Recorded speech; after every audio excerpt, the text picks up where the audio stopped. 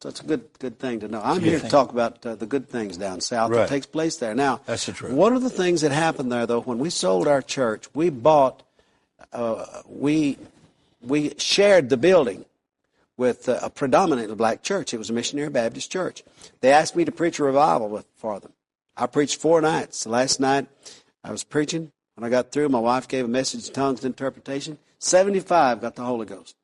I said, you can't hold my hands here because this is a pulpit I've been preaching in for 26 years. I may forget. They said, we want you to forget.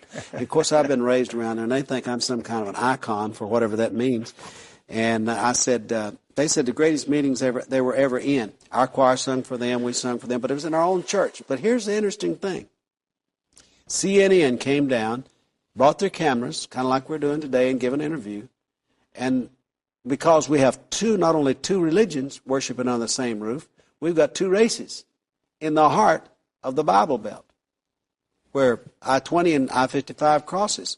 200 miles in New Orleans, Memphis, and Dallas, and Atlanta. That's your old church. And so our old church. So they said, after they got through, they said, tell us some bad things that happened. I said, like what? Well, did you have any fights, shooting, scrapes? I said, no. Did y'all get along? Yeah.